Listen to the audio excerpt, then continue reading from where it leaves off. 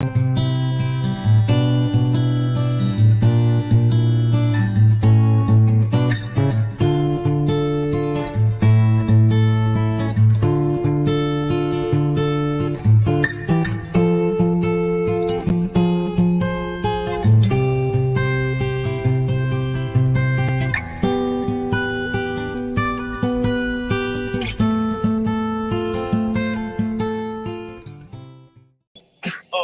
just the same old song.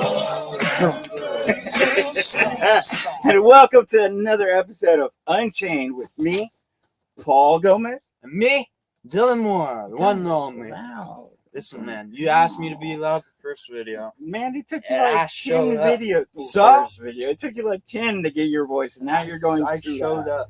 Look. I brought it. I brought the power. Does it? I don't know what. Welcome to another episode. We got a great guest. Before we get to that guest, we do have a few key housekeeping items, if you will. Did you need to go check everything? Was everything good? Oh, I do need to. You need to go check. Right. But we had a great convention this past week in Allen, Texas. That was right outside of Dallas. It was hosted by Dallas Card Show, and we were amazing guests. I guess we were sponsored by a local comic book store, which was Grumpy's Comics in Denton. Thank you to Grumpy's. We appreciate everything you do. Y'all have helped us out so much. We can't say enough. Having said that, dun dun dun. Dun, dun, dun. So having said that, we want to make sure that we jump on the hill to pay the bills and talk about our amazing sponsor, Geek Out, in Burleson, Texas, and Mansfield, Texas. you got to get these cues. We got to work this out. I know. It's an amazing place. If you're in the DFW area, make sure to go stop by Geek Out. Technical difficulties. Stop by Geek Out is one of the biggest comic stores, gaming stores. They have tons of great tables for you to play, whether it's D&D or Magic, and they have tournaments every week. Check them out. Geek Out, Burleson, And Mansfield. So what else do we got? Do we have it? We do want to talk about one other thing before we bring our sponsor out, and that's usually we try to touch on a Kickstarter or two, and we're going to touch on one that's got a little bit over a day left to go, if you would. And that is I Survived Polar Bears and the Magic Phone. Now, this is a great campaign. If you have kids or anything like this, an imaginary story by a friend's daughter. Yeah, that's right. A friend's daughter, and that's McLean McGuire's daughter. That's Eva. It's right there. Oh, okay. Well, Eva. great kids. Always love to see them. Of course, McLean is not only a personal friend of ours, he's a letterer on most of our books. He's like I said, we can't say enough about them either. So make sure if you're interested in a cool Kickstarter, kid-friendly kind of book, check it out. I Survived 3 Polar Bears and the Magic Phone. It's unique. Yeah. Having said that, we have our special guest coming in. Are you going to say anything? Drum roll, please. Drum roll, please. Jd Calderon. Welcome, sir. How you doing? I'm good, gentlemen. How you doing? Man, it's been an interesting up and down journey in comic book stuff lately. Yeah. Oh, look at this. I'm all by myself now. This is fantastic. So I guess I can just talk to the crowd all on my own. How you doing? My name is Jd Calderon. I'm the writer and creator of the Oswald Chronicles. And I don't know where Paul went. Or Dylan, for that matter. Hey, technical difficulties. Don't point it. Okay. Okay. I was gonna do my best to hold it down on my own. We didn't know what happened. It just all went blank for a second. We're like, oh, did the computer crash? We blacked out. Dun, dun. All our setup is all gone and everything, but that's okay. Funny. We're here. We got you, and that's all we need. So let me talk first about all the great stuff that you do. You've got the show that you have Sunday, and Right. you got the Oswald Chronicles that's coming out regularly, just about every 3 months. I'll go for every 6 weeks, but something like that. 2-3 months. That's amazing. Now, I don't know how many people know you out there, but I mean, everybody who's in Not indie enough. comics should know you. Not enough. Yeah, man. I mean, I've been doing indie comics for a long time. Since '92, I've been self-publishing. Wow. Started kickstarting probably about 7 years ago. And I bet you've had like over 100 guests on your show. Had to be at least 100. Yeah, I mean, I know just private interviews, I think I've done at least 65, 70. Wow. And I haven't done those in a while. And then just on the show every week, we're getting at least 2 or 3 new people every week. So, well, I'm glad that you came on our show because I love going on your show, but I feel like I'm handcuffed sometimes because I'm like, do you have a question ready? And I'm like, man, I got 1 million of them, but I couldn't only do one. So today, I know. Today, those handcuffs are off, and I'm That's ready. fine. Go for it, man. But like I said, I do want to like touch on some of the subjects, and one before we get to some subjects in comic book industry at the moment, I wanted to talk about was how involved are you with the network? I mean, I know you got your show, but I mean, Daphne and Anita are running. It seems like they're running it, but do you have a lot more to do with it, or how much does that work? No, man. I show up on Sunday. I hit go. That's it. I set up my little card. I let Nita know. I said, "Look, here's the card for Sunday. Here's the link. See you Sunday night." Thanks. Awesome. Well, it's great. I mean, it's great that you have a platform, and they have that network going, which is a great thing for everybody in the community. We appreciate it. I mean, I know I do. I know a lot of indie creators do. I've talked to them about tons of y'all stuff, and we appreciate everything they're doing with the network. Yeah. So okay, like I've got a big question about your show, but I'm going to hold that off till later because it's huge. In the meantime, now I don't know if we got our we do. We got our slides set up. Raphael, hi. Daphne, hi. Thanks for joining us. Everybody out there. We got them right here at least. All right, let's start with the first one, which is Deadpool's trailer. Did you see this? No, I haven't seen it. Look, I'm gonna see the movie, so it doesn't matter. But the trailer, the speculation, the intent, everybody's talking about it. Come on. Yo, what's up, Brent? Yeah, Brent. Hey, how's it going? Are you near Brent's store? We usually talk about Collected. We got to go visit them at Collected. Collected Comics. That's Fort Worth. Is it Fort Worth, Haltom? Haltom. It's Haltom and Irving. Anyway, we love their store. We usually talk about them every show. Trailer. You're not going to see it? Speculation. What's the trailer? Yeah. Well, if you want to show it to me, sure, go ahead. Oh, I wish I had it, and I don't know. Oh, okay. I mean, I'll watch it eventually. I mean, I just haven't seen it yet. And Dylan said he can bring it up. He wants to bring it up because he's been foaming at the mouth about it. It's got like a lot of little thises and a lot of little that's, and everybody's speculating whether this character is going to be in it or that character, and they're all going to be in it. Yeah, I mean, I heard they got the original actor for Cyclops, right? Yeah. I don't know if I'm wondering if they're going to get Femke back, right? I don't know. Yeah, I don't know. But they're talking about. He's bringing it up. Usually I don't bring up trailers because that takes a little bit more time. But since he's foaming at the mouth, I'm going to let him drive the show. Can we show it? Yes. We can. You sure it's not going to kick us off? Well, the copyright strike is the only thing you really want to avoid. Yeah, I as long as it didn't kick the show off, I'm okay. Okay. Yeah. Birthday to you. All right, okay. It's been a challenging few years, for sure, but I'm happy. That's because of each and every one of you. I'm the luckiest man alive. Make a wish, buddy.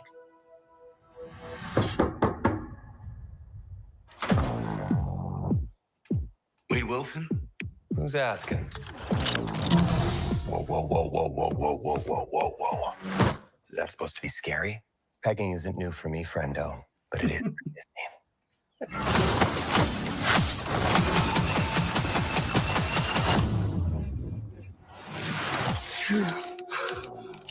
Mr. Wilson, You appear to have soiled yourself while unconscious. I wasn't unconscious. Who are you? Why am I here? Walk with me. Wait. You are special. This is your chance to be a hero among heroes.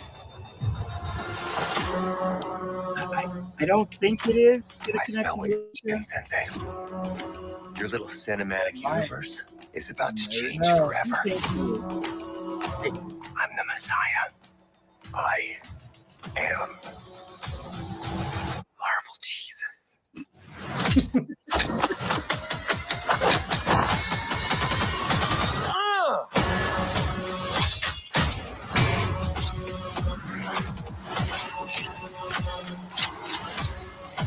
God, please! Oh my God!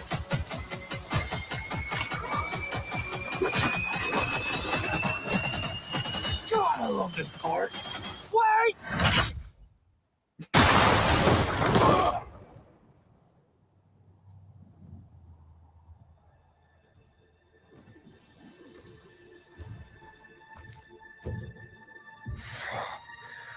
Don't just stand there, you ape. Give me a hand up. Nope, I'm actually okay. Thank you very much.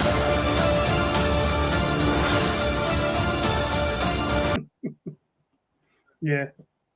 Yeah, like I said, I mean, it looks good. I mean, it's going to be a lot of fun.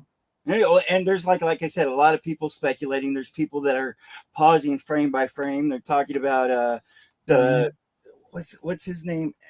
Professor X's twin sister is going to be in it, supposedly. They're saying that they saw Doom in it, which I don't think is. But again, hey, people are like pausing frame by frame to see anything. Yeah, I'm very happy to just wait. Yeah. I'm just very happy to just wait and see the movie because I'm good. Like I said, I'm going to see it regardless. It looks great. I don't know if it's going to connect to Loki with talks about the TVA, so that's going to be the connection. Well, yeah. And the thing about it is, it seems like everybody's talking about it, wanting it, waiting for it, especially people his age. And I keep saying, if we're going to bring people into the comic community, we have to address, teens, punks. Hey, you're the one talking. Okay, so we talked about that. We have two other subjects about the comic community that we wanted to talk about real fast. We're going to jump into Madam Web. Yeah, came out today. You heard about that? Yeah, I heard of it, and I just heard it's bad. That's the only thing I heard. I mean, it's bad. I don't think I'm going to see it until it comes on stream. Yeah, and he's been the same way about it. Everyone said it was the worst Sony movie. I think it's Sony. Isn't it Sony? Yeah, it's Sony. Yeah. So, I mean, that's kind of sad to hear. I was hoping that it would pick it up a little bit. Me personally, I think Craven's going to be a little bit better than Madam Web, whatever. But I don't know. We'll see, man. I mean, it's one of those things. I'm not the biggest fan of Craven, but like I said, I think Craven movie is going to be a little bit bigger. I'm a fan of good movies, so it doesn't matter who it is. You know what I mean? But the Sony movies, man, they haven't been going. They've just been okay, kind of thing. Yeah.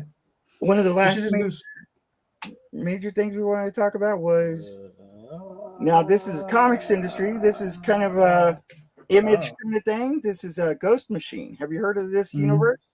Yes. Okay, so these are a group of creators inside of Image that are trying to make another universe. I don't know. Right.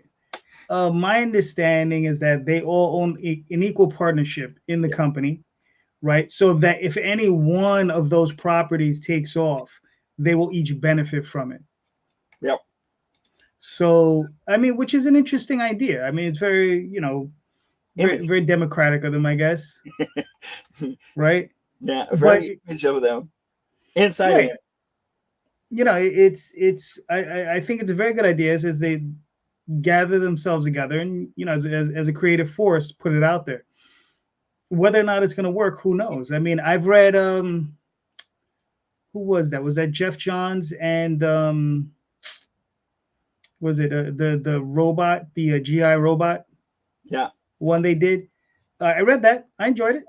I thought it was good. I love Geiger. You know, Geiger's part of this universe. I love Geiger. Geiger's one. I haven't read that one yet. I think it's amazing. I tell people all about it. Mhm. Whenever he started getting into comics, Geiger was probably second or third independent comics I kind of gave him. Mhm. And we were all, you know, reading it as it came out and talking about it. So that Is that the Scott Snyder?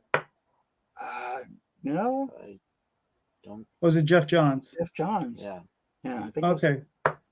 Or is Scott Schneider the robot one? I think it's the robot one. Okay, I'm interchanging them. Okay. Well, I mean, I get them mixed up too. There's so many creators out there. I apologize if I don't get all your names right. Mhm. But, you know, it's one of those Yeah. things. Get Hopefully, his own name right. hopefully it does give a boost of injections into comics. I don't know how well it's going to go, but it seems to be well received at the moment. So hopefully they do good. You know, there's only one secret sauce. Do a good book. Well, I don't know if that's the blueprint. I think that a lot of good books fall by the wayside, but Some do. Some do. I mean, there's obviously the promotion issues that need to be dealt with. You I know, know but that was- right. I mean, obviously that's a lot of it. But you know, with Scott Stein and Jeff Johns, they got names. You understand? And Gary Frank, the artist on the damn it, what's it? Is it GI Robot? No, it's not GI Robot. What is the title? You guys I remember? don't remember all the titles. I think there's All right. Red Coat. Right, Red Coat is one of them. I think there's Geiger, and then there's the robot one. But anyway, but he has Gary Frank is drawing it. Gary Frank is an incredible artist. I think he is, bar none, I think one of the best, like the top 3 illustrators in the business. You know, today. And the group that they have, the writers and artists, amazing, top notch. Like I say, I hope they do well, but you never know. I mean, look at Image. My Mhm. son just did a trade for a short box, and literally it was like a quarter a comic, and one of the short boxes full of Image, full runs of Wildcats, Mhm. Almost. well, close to full runs of about 6 different titles. Right, but you got to remember, I mean, early on in the 90s, you know, you see Spawn and all those books, they were selling in the hundreds of thousands of copies, right? And those were all books that got bagged and boarded, right? And there was also probably a ton of them just sitting in the back of people's garages. They're sitting in the back of, you know, stores' collections, and they're just collecting dust. And that's why you can get them for $1/4 a book, Yeah. you know, because there's just a lot of them, and the demand isn't quite that large for them. And to be honest with you, the early ones, they aren't really that well written. You know, I understand that, and I agree. And like I said, I hope that's, you know, that this one does, you know, Ghost Machine does an injection into comic book industry and shows them what can be. You know, it's not always the case, but No, but I mean, Image has produced a lot of great books over the years. I mean, East of West. I mean, there's tons of stuff. I mean, what's that other book? I mean, there's just so many. Monstrous, right? I mean, Mage. I mean, Jesus. You know, all my stuff is upstairs. Damn, I got like shelves and shelves of it. It's just like, but there's so many good books that they've produced over the years. The Mark Miller stuff. yeah. There's something 7. I forget the guy's name, but it again, another incredible book. You know, incredible creators. There's just so much great stuff that has come out of Image, and I haven't read everything. You know, I've read a lot. Can you read everything? There's like so much. He came across this book, this short box, like I said, you know, $1/4 a book. And I'm like, that one's mine. That one's mine. There you go. So before we get back into the subject of you, which we're actually going to talk about you a little bit, but we wanted to talk about another Kickstarter that's going on. Cool. And I don't know if we can find that graphic. Here it is. I don't know if you know much about this, but I don't know. I don't know that book at all. Now, you didn't write this. No, I did not write that. You do know the writer, though. Yeah, a little bit. They're cool people. I think you could talk a little bit better about it than I can. Would you like to say anything about this one? It's a fantastic. It's a fantastic book. It's the Unicorn King's Daughter. And to be honest with you, no, I really can't speak to it that well. You know, Well, but it is I do know right the artist. It's fantastically written. It is beautifully drawn, and it's definitely it's definitely one. If you like fantasy and you like a more adult type style fantasy, this is probably going to be along the lines of what you're going to want to read. Well, we've definitely talked about Eager Raven before in the previous campaign. We wanted to bring it up this time because, like I said, we knew that you know about this one, and like I said, it is on Kickstarter right now. If you're interested, go check out Eager Raven. I don't know how long it's got. I didn't really check the numbers of the days and hours. Right, Dad. Come on. Hey, we brought it up. We're promoting it. That's good, right? No Hours. Come on, Dad. Well, go to Kickstarter, check it out now. All right. So, having got all that good subject of the industry out there behind us, let's talk more about you and your show. Okay. What do you want to know? What made you choose the co-host that you usually have for your show? You talking about that jerk face JD Rosario? Why? Why? I like Jay. Jay's cool people. Huh? Is he holding you hostage? No, man, no. Jay's cool people. Jay's a little rougher on the edges, right? But so am I. So we get along. We have a similar history in comics. Some very funny ties when it comes down to my father's grocery store back in Brooklyn, and him buying comics from there that I used to bring over to sell at the store. Awesome. Now we were told that it's got 16 days left on Ego Raven. Definitely check it out. But I think it's a great combination of you and him, Rosario. He's great to talk to. Y'all seem to have two different points of view. Was that something that you look for when you were getting a co-host, or was it something that just fell into place? It's something that fell into place, but it's also, we look at things differently. I mean, he's doing superhero style comics. I'm doing a crazy fantasy story, right? And it's good to have that type of dichotomy in there. Especially I usually have a co-host, right? And I usually again try to bring on another person that's it's not the same as us, but but in the end we are all indie comics, and that's what we're all about. Dylan said he's ready to be your co-host. Yeah, right here. Anytime you want to retire Jd Rosario, he said. Let me tell you, man, it could happen any day now. Yeah, he's ready. He's getting. This is his prep show. This is his prep show. Nice. He's getting ready. He's like, I'm going to do all the behind scenes, so whenever I go on JD's show, and slip in there. Gotcha. So, on Oswald Chronicles. Yes. How long has this been going on? What was the inspiration for this? I probably started writing 94, 95, somewhere in that area. I think it's 94, 95. Basically what it was, I was working at the time. I was actually doing pro work. I was doing some adult books for Central Park Media. But what had happened is it left me a lot of free time, right? I banged through the issues that I was contracted to do. And I just had free time. So, but yeah, it was the 90s. There was a lot of banging going on. It is what it is. It is exactly.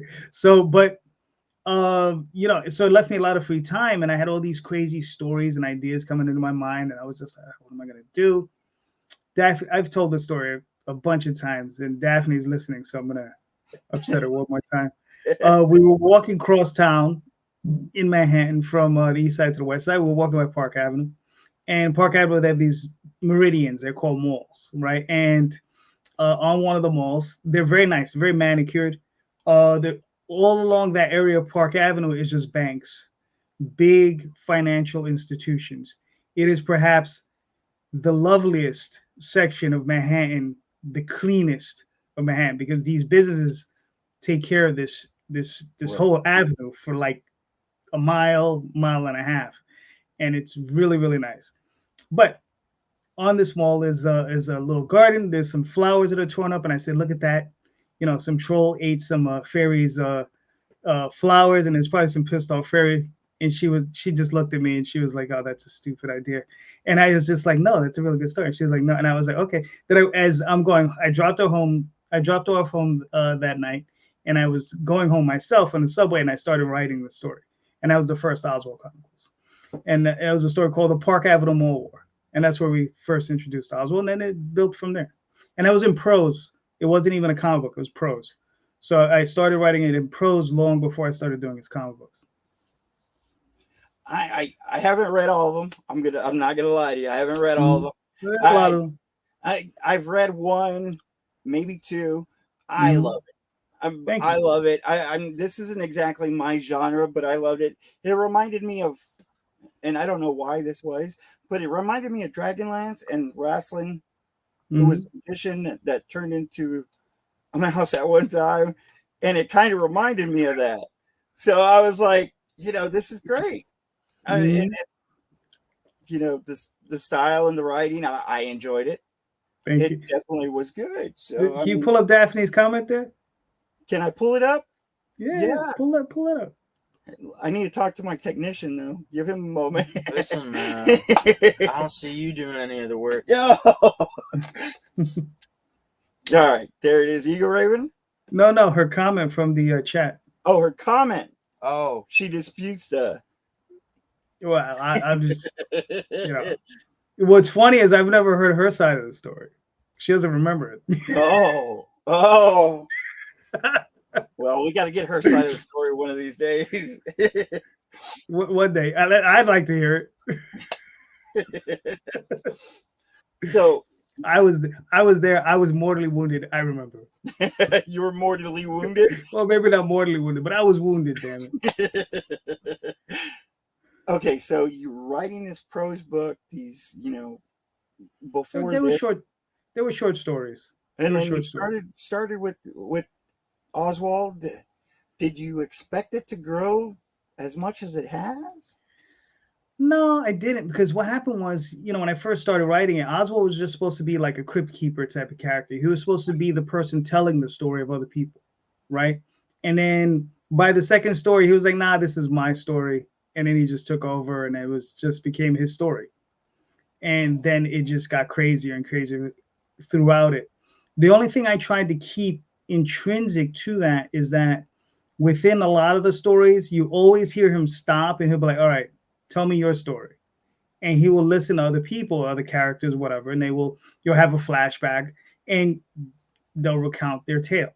And I tried to keep that, in the framework of the stories, because I found it interesting, because it is the Oswald Chronicles, right? So it's his story, right? And it's him telling other people's story. Oh, she disputes the coin. I kind of remember that.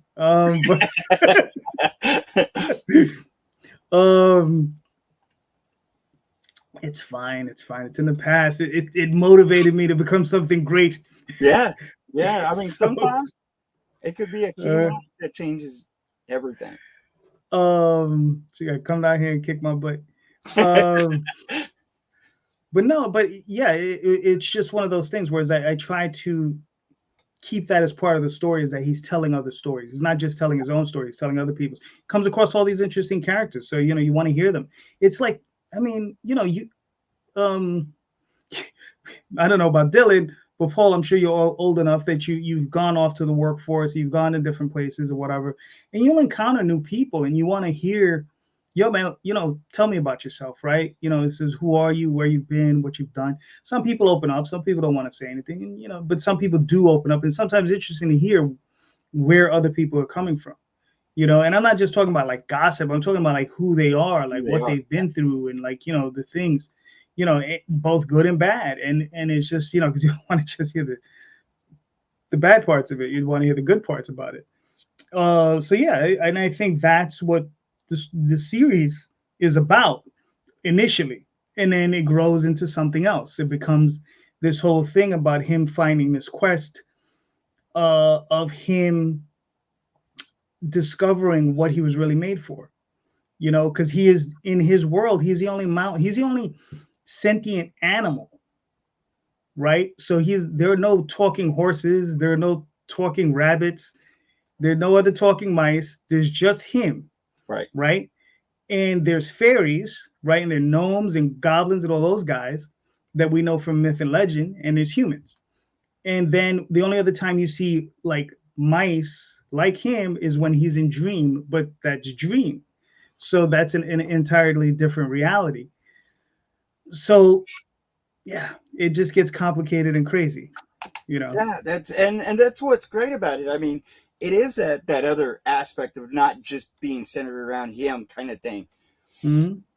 So I love comics. I think I'm a big nerd whenever it comes to the industry.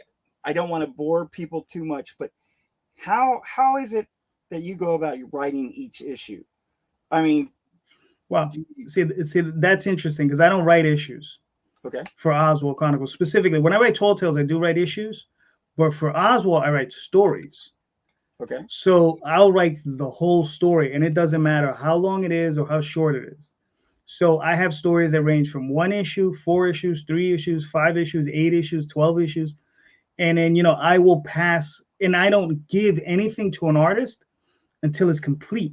So they get the whole story, and they understand that they're not in this for an issue. They're in this for the story. So that, you know, there are no inconsistencies throughout the story. I'm not like changing random artists throughout the whole thing. You know, I'm working with the same person, at least on this one story. Right. So you know that on this one story, at least you're going to have is going to be consistent. For the most part, sometimes I've had to do little funky things. I have one story that I might have to get a second artist to work on to finish it up. But I'm just trying to, I have to find the right match. Right. You know what I mean? I want to find at least a person who's close enough to the other style. So that it was like, okay, it's a little weird, but it's not that weird. So yeah. And that's the thing is like, so that's how I work it. I mean, and it's, you know, it's like anybody else. Page one, and I don't do the page one panel one thing. I usually start my thing with all my stories. It starts in the opening scene, and then I just go from there. And it's just I go description, dialogue, more description, more dialogue as the scene progresses. You know, I just description, dialogue. If the artist wants me to break it down page by page, panel by panel, I'll do that for them. It's rare that they want me to do that. Usually it's like I hand them the story and I let them break it down. However, they want to break it down, they usually prefer that. Now, so. You've given me a lot of great advice, and I think your advice has been a lot better than most. What kind of advice do you give to other people who are in the industry that strive to be a successful creator? Well, the thing is, I see that's a good point. Is because there's certain people look at certain things like, you know, what do you consider successful, right? Because for some people it's just money, right? And my thing is always, if you just want to make money, go into real estate, go do something else. There's a lot of other things you could do to make money. Like I said, I live in New York City. I could have taken my ass. I could have just gone back to college, gotten a business degree, taken my ass downtown, become a stock trader. Right. They make 6-figure salaries starting. Okay.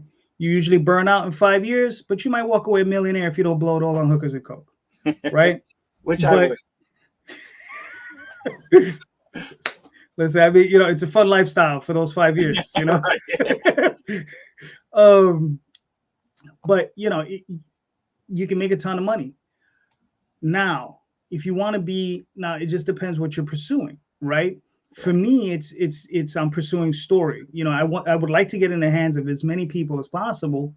That's my only other goal, right? So I would advise, you know, do your Kickstarters, you know, obviously write your story, right? Once you got that set, you know, you see this guy pops up. He's like a roach, bro. This guy just pops up, you know. There he is. I wish I had 5 houses. When are we going back to work tomorrow? So yeah, write your stories, get your artists, get everything, get all your ducks in a row, right? Put out your Kickstarter and then look for other opportunities to make money, whether it be the direct market, approaching retailers directly the way you do. And just see if you can sell stuff on Amazon, if you got to go the eBay route, however. But I think that's a great point. You have to figure out what your definition of success before getting into it. I know Right. whenever I started, it was an accident, so I didn't know what I was doing. But a lot of creators don't exactly understand what their version of success is. Right. The comics have changed since you've been in it. You've been in Diamond, and then you've been Yep. by yourself for quite a long time. Yep. Was there something that you enjoyed more about self-publishing than in Diamond and whatnot? Well, going through Diamond, I was self-publishing. So it's all self-publishing. So, I mean, the difference is going through the direct market through Diamond. Right. See, the problem is that when I started out, there was more than just Diamond, right? There was 13 different distributors. You hear me talk to, when Randy's on, me and him can go on about this for hours. Because when he'll tell you when he was doing it, because he started in the mid 80s. When he was in it in the mid 80s, they had 24 distributors. Right. When I came in, there was like 13, and you could come out black and white comic, 32 pages, color cover, right? Sell anywhere from 3,000 to 5,000 copies all on your own. You try to do that through Diamond now, man. Listen, you're lucky if you get anywhere like 1,200 copies, and you really, really do kind of need 2,000 to kind of make it work. Right. I'm getting, I'm in a transitory creative position right now. I'm still doing Kickstarters. I'm going to still continue to do Kickstarters, but there are other things I'm pursuing with the Oswald Chronicles, but it's going to lead to whether or not I go back into the direct market or not. And one of the things that I'm talking to a lot of different people. I talk to Jay all the time. I talk to Marvin Wynn all the time, and like Marvin's already in it. He's in the Diamond catalog, and he's already going for it. Jay's on the precipice. He's about to do the same thing. And Jay makes a good point about signing up for newsletters and those kind of marketing things. I think they work great. I'm not used to them yet. I'm still trying to integrate them. You got to get into that groove. But yeah. I mean, I think there's different lanes to success, and I think I've found a different one than most. Of course, you're predominantly Kickstarter. Is there like I don't want to say gimmick, but is there like a certain type of tier that you would suggest people to make, or a certain tchotchke or extra to throw in there? It depends on it depends on what your book is, right? Because if you can tie it into your book, the better it's going to be. Listen, the most popular tier you're always going to have is the book, right? That's, for me, that's the most popular one, whether it be in PDF format or it be in just the physical book itself. And the really important is making sure that once you have several books running, you keep offering all the books all the time. That catalog. Right, you have the catalog, because that's important. You just keep reselling and reselling, because you're always going to encounter new people. There's 8 billion people on the planet. Yeah. You're only going to encounter a very small amount of them. So it's just like, get as many of them in there as you can. No, and it's great. I especially love PDFs. I tell every new creator, make sure you're doing PDFs, because that's, that you're pure profit. I mean, you're not having to pay for production, or you're not having to pay for anything. You can hand out those PDFs as extra items and not have to worry about it kind of hitting you on the back end. And then also you sell them. I have an alternate PDF bundle, which is like $45, and it's like, I don't know, it's like 1,600 pages worth of stuff. So you got prose in there, you have like comics, and like I said, there's tons of comics, and I probably have 30 Books Do in it? you ever sell? I don't remember if I've seen this or not from your Mm-hmm. campaign. Do you ever sell like your knowledge? Like, do you ever sell? Hey, if you, I give it away every Sunday. well, I know you do, because and that's a great thing. You know, I've You know? said in my career there were 4 shows that I watched before I got started, and kind of as I was learning. I wish Mhm. your show was the first one, because your show thank was you. my 5th one, really. Mhm. And I have learned so much from your show. I tell everybody to definitely check that out on Sundays. And if they're, you know, if y'all are watching, you're a new creator, try to get on his show. And that's one of the best marketing things, is to get out there and talk and interact with people. So I love it. Thank you so much. Thank you. I But appreciate I that. mean, even still, would you ever coach people, have that as a tier on your campaign, or have them as a guest on your show as part of the campaign?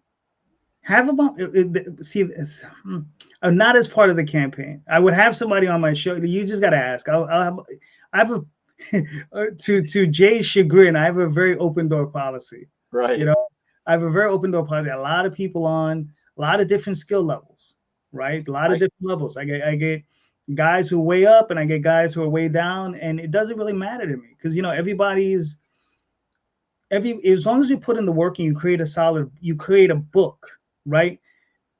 The amount of effort I probably put in and you probably put in is probably about the same. You know, the only difference is skill, right? Yeah. So but we still put in the effort, we put in the work, you know, and that's the thing. We put in a lot of work. So, you know, I try to do my best to respect everyone on that level, right? And whatever advice I can give, I try to give it honestly, you know, and sometimes it's hard, you know. You have people come in and they ask you, say, oh, can you give me a critique? And I'm like, no, you don't want it. You don't want it. You don't want to hear what I have to say. I do. No, no, you don't. No, you don't. No, I Nobody think does. Nobody does. Trust me. A lot of people do. I don't get me wrong. I think 90% of the people out there get their feelings hurt. Right. And I know, That's just it. And I don't want to, and here's the thing, because I don't want to discourage anyone. Right. The only thing I tell everyone is this, the same thing. Do your best to do your best, right?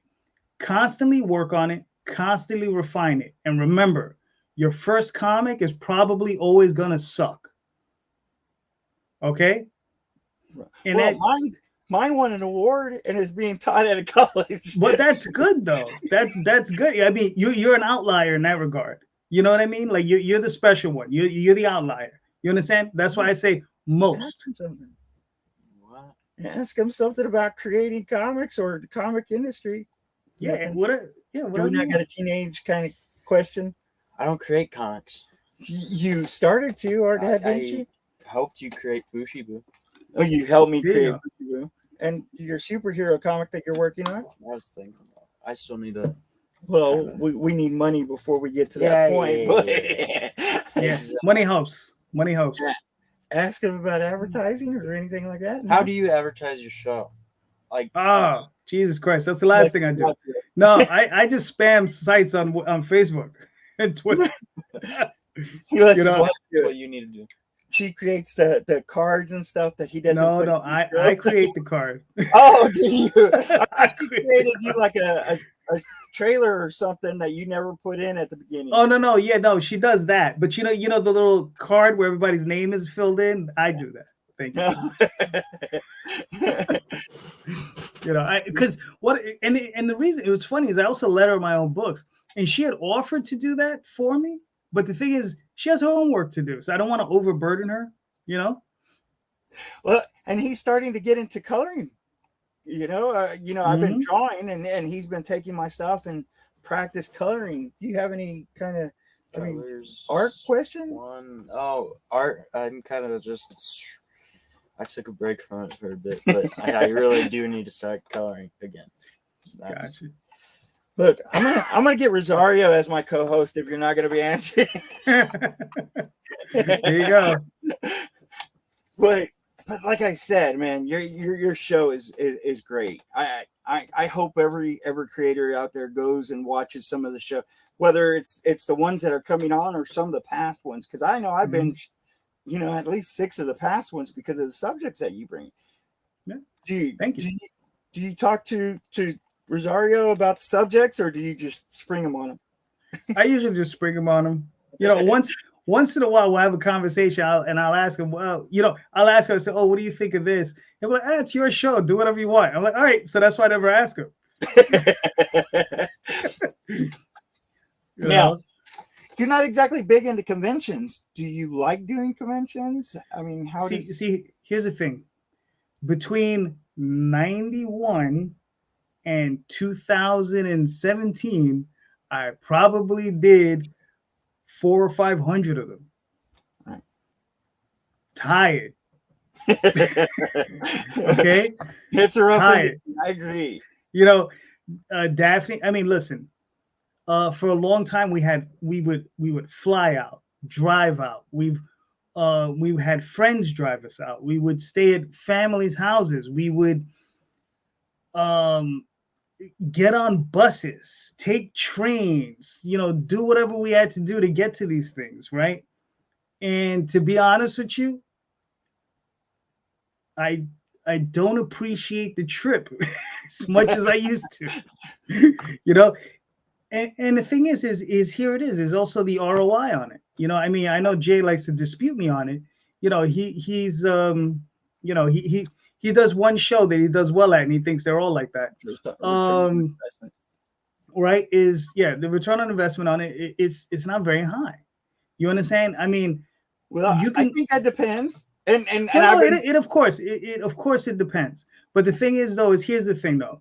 I can do a Kickstarter in my pajamas, pack and ship it in my pajamas, make a phone, send out an email, and have the UPS guy or the USPS guy come pick it up in my pajamas. And you should do a Facebook short of you doing all that in my pajamas. There you go. But I'm just saying, though, you don't even you know, I can do that all from my house if I want to. Whereas, you know, we did San Diego Comic-Con for about 8 years running. I think between like 2004 to like 2012, 2011, something like that. What's up, Ozzy? He's got a question. How many Kickstarters have you done? 35. Wow. 35 for Oswald. I did one for Magi's Grace. I did, and then that doesn't include what I've done with Tall Tales with Daphne, which probably add another 6 or 7. Wow. Yeah. So, and that doesn't include my Indiegogos, which I think I've done like 6 or 8 of them. Did you like Indiegogo? It's not really, because there's just no. You have to work it. Yeah. You know, Indiegogo is one of those places you got to work it. Like in the 6 campaigns I did, or 8 campaigns, I don't even remember what it was. I probably made like $4,000. Now, right? I got a question. If you don't want to answer it, it's fine. No. Go ahead. The campaigns good? Were all the campaigns funded? Yeah. You didn't have one fail? No. Wow. No. Wow. The reason, the ones that came closest were the first 2 to failing. All right. Now, this is what happened. The first one I put at $5,500, which is the most money I've ever made on any of these campaigns. Wow. And for 30 days, I sweated the entire time. I was hustling the entire time, and I finally got to the goal towards the end. Yeah. Okay. Second one, not very much different, pretty much the same deal. But it was 2 years between those 2 campaigns because I was so stressed out from the first campaign. I was like, I couldn't do it. I just couldn't. And then I said, okay, finally I came around. I did the second campaign.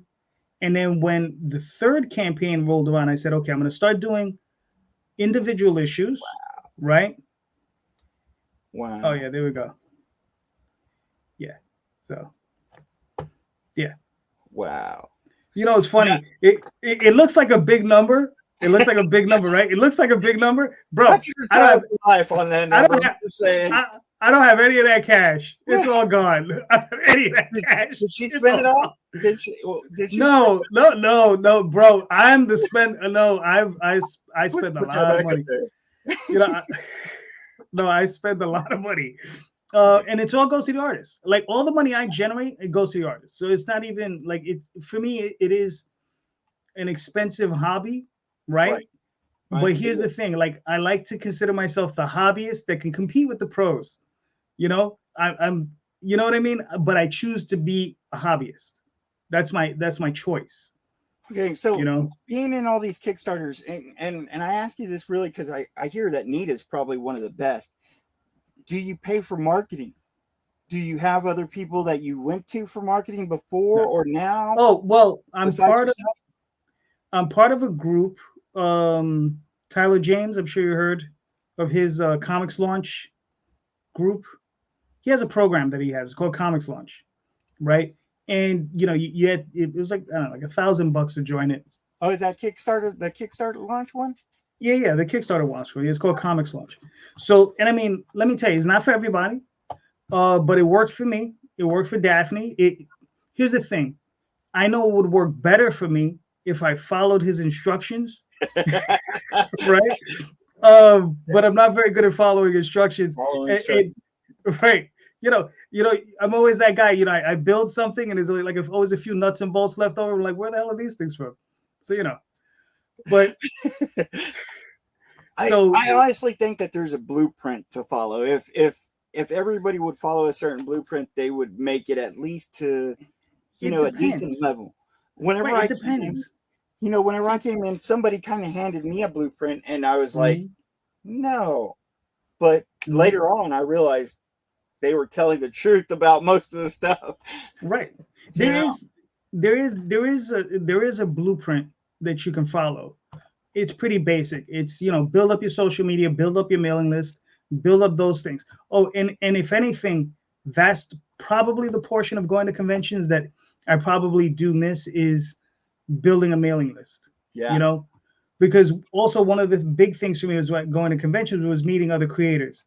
But since I started doing this, that's no longer necessary. And I've made way more contacts doing this than I have, like in person meeting people. See, that's what I think that a lot of creators don't think about is the pre-launch. Have a few months for the pre-launch. Try to go out there, get the connections. I know this one creator, he's like, I don't have time. And then I'm like, well, why don't you start your own? That's what I'm doing. Start your own so other people can get used to you and you have your own platform to do it. Like I say, your show is amazing. If other people would do that, something like that, I'm sure they would have people flocking to them like you do.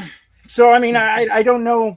Like I said, I don't know how you market. I know whenever I was marketing mine, originally I went with a certain group, but then I kind of broke away and started doing all my research on my own.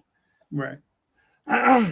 So I mean, because the thing is, like I said, with the marketing, it's a matter of just like building that mailing list, and that's a key component of it. Building the mailing list, getting and just doing shows like this, getting your name out there, because I don't have a Kickstarter running, but there's one coming. Okay, so you don't have a Kickstarter running, which leads to my last question for you, and I think it's a big one. How do you get your book into comic stores, or where do you sell it when you're not on Kickstarter? Basically on our website. Yeah. Do you have a website that you? But do you try to get into comic stores? No, not yet. I have. See, here's the thing. I have a business plan, right? Yeah. So the basic plan is this, very basic, simple. The Oswald Chronicles is in black and white, right? So let's take the first 8 issues that I've done. It's called the first issue is My First Day, and then this next 7 issues another story called Passing Queens and Making Homes. So that's technically one story. So those 8 issues, right? Black and white, already released. Okay. Got 2 trade paperbacks. Okay, those are already released. What's the next thing? Color. Okay. So I'll do color comics, release those, do a trade paperback, release those. What comes next after that? Then I'm going to be looking into going into the direct market. Right. You understand? That's when that one comes. I used to say this all the time in the past. I haven't said it recently. It's like, but as an independent creator, think of it as an apple, right? and it's an apple on a string, and that sucker's swinging by you. You got to try to get as many bites out of that apple as you can as it goes by. Right. Right. So it's kind of like that. So you got to try to get as much out of that as you can. And that's pretty much it, but I feel for me, I feel now the end cycle of these campaigns or anyone's story is the direct market. You have guys like Ben Dunn, through Antarctic Press. I'm pretty sure if I offered him the Oswald Chronicles, he'd probably accept it. I don't know. Maybe he would, maybe he wouldn't. I don't know. You understand? But I also have contacts at a couple other companies. I have feelers out, but there's other things that I also want to do. So we got to see. It's this year, but later this year. Well, I'm interested in seeing what happens next. Mm-hmm. I mean, like I said, I think you got a great body of work. You have, I think, a better writing talent than a lot of other people. I'm not trying to put anybody down, but I mean, your stuff is really good. So I would love to see it in comic stores. I think you should go to conventions at least once a year to meet some of the fans and stuff. Collective Comics here in Hotham, I'm sure would love to have you. Having said that, is there anything that you would like to tell new creators out there, anywhere that you want the audience to reach out to get to you? You can reach out. Listen, just just reach out. Just DM me on Facebook or Twitter. It doesn't really matter, either one. If you ever want to come on the show, just like I said, DM me. Just reach out. I'm here. I answer within a day or two. It usually doesn't take much, to get on the show. It's just like you reach out, you say, okay, yeah, boom. We set up a date. As long as the dates aren't booked up. And what's crazy is that I'm booked up for the next 3 weeks. Right. Which is. And Dylan's waiting for his co-hosting spot. So I'm just letting you know. Well, you know what it is. As long as Jay keeps making his payments, Dylan's gonna have to keep waiting. Sorry. Make sure he makes payments, because you saw his technical ability already. Oh yeah. All right, we're gonna wrap this up because it is going to an hour. I do have a few things I want to talk about. Do we have any of that lined up? And Jd Calderon, his show is on Sundays. Usually it's about 6 or 7. It's Talking Comics on Sundays, or Indie Comics Explained. Indie Comics Explained, or Talking Comics on a Sunday night, 7:30 p.m. EST. That's Eastern Standard Time. And that's on the Indie Comics Network. Is that right? Yes. All right. It's good. So, it's a good thing. It's a good thing one of us remembered it.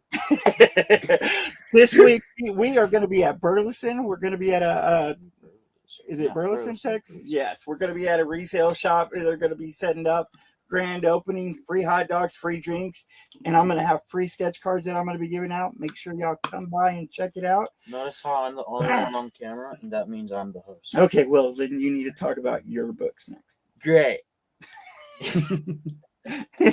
See, he gets quiet whenever he's talking about his stuff. Look, you should have had it ready. Listen, man, you didn't have time. Close by. This kid. We ain't got no table close by. Come on. Listen. Close to the hour. Here, you can. You got our guest that's sitting there. Oh. You can hold your favorites. You can't see him. Yeah, maybe move them towards me. Sam Keith. Yeah. He's got these books in his eBay store. 30. Hardest working kid in comics on eBay. Then I got this set. That ain't much. It's 1 through 4. That's all. So if you're looking some great books, he's got some on his eBay store. My books are available on there as well. That he's selling them. He stole them from me, but he's still selling them. I'm just trying to steal my eBay. And last but not least, next week we got a great friend that's going to be on. He's a huge influencer. He goes by Bueller, and he shows comics with Bueller. So if y'all want to stop by, check him out. He's got a lot of ties with Dynamite and Black Box Comics. Yeah. He'll have a lot of things to answer. But the one main thing that we want to do is thank our gracious guest. Thank you, JD, for being here. Always love talking to you. I have a million questions, honestly, but I know I only got time for the ones that I did ask. So until next week. Paul. Thank you, Dylan. Dylan Moore and Paul Gomez. And we'll see y'all next week. Have a good night, guys. Thank you.